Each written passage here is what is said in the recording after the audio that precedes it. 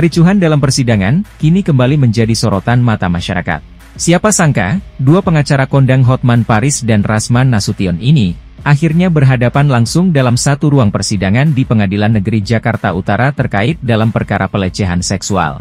Kontroversi kedua pengacara kondang tersebut, ramai diperbincangkan di tengah masyarakat, hingga menjadi trending di semua media sosial maupun pemberitaan. Dalam persidangan tersebut, Rasman nampak beradu argumentasi dengan majelis hakim. Perdebatan pun terjadi hingga majelis hakim memberi skor dan meninggalkan ruang persidangan.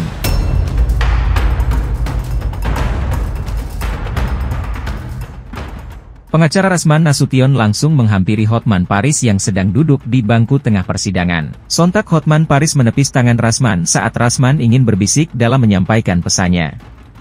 Kesalahpahaman pun muncul hingga kedua pihak saling memanas. Dalam peristiwa itu, Mahkamah Agung merespon cepat dan gelar press conference terkait kericuhan yang terjadi. Bolkanu, selaku Ketua Umum Organisasi Peradi Bersatu pun juga merespon cepat, terkait tindakan Bang Rasman dan bersama tim kuasa hukum pada saat di ruang persidangan. Saat dijumpai tim Inkusep Entertainment, Bolkanu nampak terdapat kekecewaan, saat mengetahui kandidatnya bersikap seperti itu, dianggap mencoreng nama organisasi advokat. Lantas beginilah pernyataan tegas Bolkanu, selaku Ketua Umum Organisasi Advokat Peradi Bersatu, hingga tak segan-segan memberikan sanksi berat pencabutan BAS atau kartu keanggotaannya.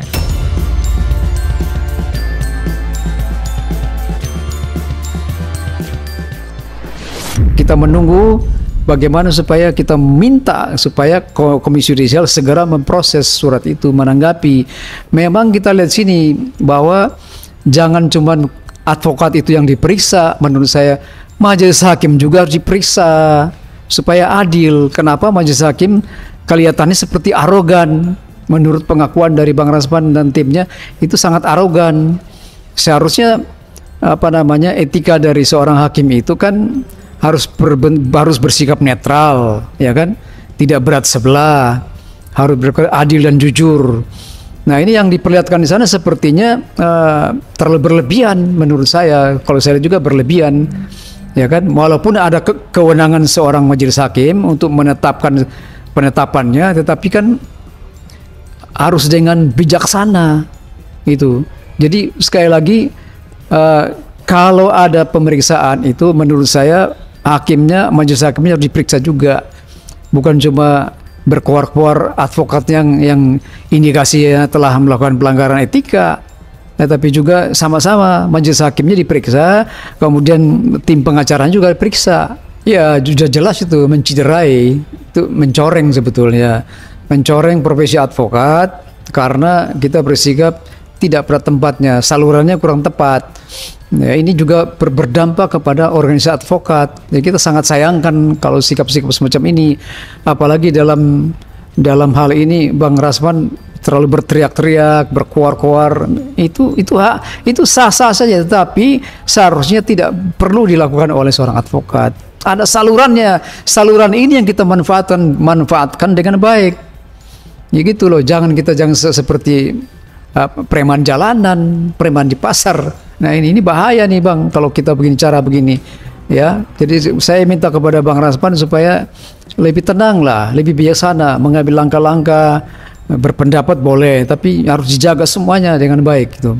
Untuk sidang kode etik kita menunggu kalau ada pengaduan, ada laporan yang masuk ke DPN, kita segera proses dan harus ada disertai dengan bukti-bukti fakta-faktanya semua supaya kita proses. Nanti badan pengawas, bidang pengawasannya, komisi pengawasnya akan memeriksa apakah bukti-bukti sudah cukup. Kalau cukup, maka direkomendasikanlah kepada Dewan Kehormatan untuk diperiksa sidang kode etiknya. Ya belum ada konfirmasi, cuman kita cuma mendengar konferensi pers dari Mahkamah Agung akan bersurat kepada PN supaya PN ambil langkah-langkah melaporkan peristiwa yang terjadi pada saat itu. Nah kita tunggu aja, dan juga PN akan bersurat kepada organisasi yang menaungi supaya mau diminta periksa secara etik. Ya kita menunggu aja. Kalau ada pengaduan, ada surat, kita respon dan kita segera lakukan itu. Ya, siapa aja bisa melapor. Apakah itu advokat bisa melaporkan, masyarakat yang dirugikan itu bisa melaporkan, siapapun yang bisa melaporkan. Yang paling penting dia bawa bukti-bukti, fakta-faktanya supaya kita bisa periksa. Kalau terbukti kan ada sanksinya kan. Saksinya itu kan ada teguran lisan, ya kan, teguran tertulis. Kemudian lebih keras lagi adalah pemberhentian sementara. Pemberhentian sementara itu kan antara 3 bulan sampai 12 bulan. Kalau lebih keras lagi, kalau memang kita lihat bahwa majelis hakim atau majelis sidang kode etik itu mengatakan bahwa ini adalah pelanggaran yang cukup parah, maka kita bisa ditingkatkan menjadi pemberhentian menetap atau pemberhentian tetap atau dicabut SK-nya, KTA-nya dicabut. Yang berhak memberhentikan itu kan organisasi induknya, ya organisasi. Kalau dia peradinya, kalau KI-nya seperti itu, ya. Tapi kalau proses hukum, ya kita nanti penegak hukum, ya. Kalau proses etik nanti organisasinya, ya, organisasi advokatnya seperti itu. Jadi pengadilan itu tidak punya kewenangan untuk memblacklist seseorang, tidak boleh beracara atau boleh beracara atau tidak. Berangkat dari kejadian yang terjadi tempo hari, kami menghimbau, kami mengajak kepada seluruh lapisan masyarakat agar senantiasa menjaga dan menghormati marwah persidangan yang ada, baik itu hakim, polisi, hakim, jaksa, maupun penasihat hukum yang berada di persidangan. Ya, itu merupakan ungkapan kekecewaan dari Bang Rasman, dan saya memahami apa yang dialaminya karena beliau sudah bersemangat untuk membuktikan, tetapi saluran-saluran seperti ditutup sehingga itu membuat kekecewaan. Jadi Bang Rasman kelihatannya sudah siap pasang badan, apalagi sudah mengatakan, oh saya siap ditangkap, kapan saja mau ditangkap silakan. Nah, itu sudah merupakan puncak dari kekecewaan. Saya pikir itu sah-sah saja seperti seorang terdakwa yang didakwa semacam itu, ya beliau akan bertindak seperti itu. Jadi kita tunggu aja apakah persidangan ini tanggal 20 nanti akan berjalan dengan baik.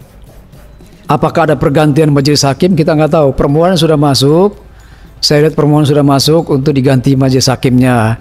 Cuma itu kan kewenangan dari Ketua Pengadilan Negeri setempat. Apakah Ketua Pengadilan akan mengakomodir, apakah merespon atau tidak? Itu kita tunggu, itu kewenangan dari Ketua Pengadilan Negeri. Ya kita nggak bisa intervensi.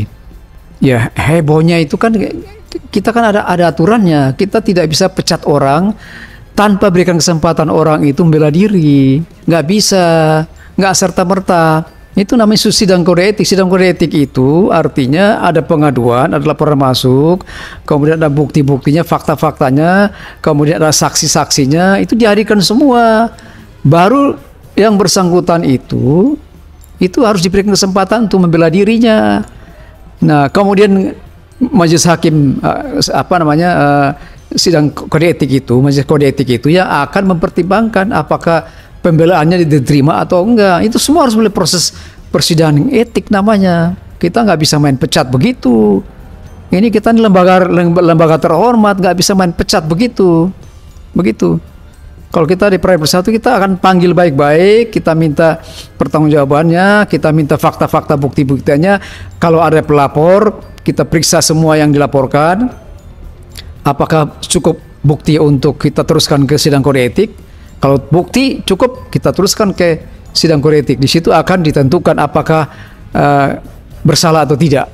Kita nggak akan segan-segan. Kan itu ada indikasinya tuh. Siapapun yang terbukti bersalah dalam sidang kode etik, dia akan ada prosesnya kan. Ada namanya peringatan tertulis, pengertian lisan tertulis, kemudian pemberhentian sementara 3 sampai 12 bulan atau kan pemecatan. Itu. Jadi kita tunggu aja pemberhentian secara menetap. Dicabut SK-nya, KTA-nya dicabut juga. Jadi artinya kalau dicabut ya dia nggak bisa beracara lagi. Gitu loh Bang. Dan hal ini menunjukkan bahwa saya minta kepada anggota Dewan yang terhormat supaya segera revisi Undang-Undang 18 2003 itu segera, itu sangat mendesak. Juga pembentukan Komisi Nasional Advokat Indonesia itu sangat mendesak.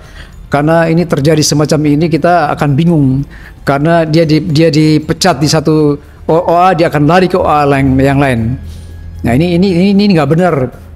Itu sebabnya harus mendesak itu Komisi Advokat Nasional Indonesia atau Pengawas Advokat Indonesia harus segera dibentuk. Kemudian revisi Undang-Undang 18 2003 itu lupakan yang single bar.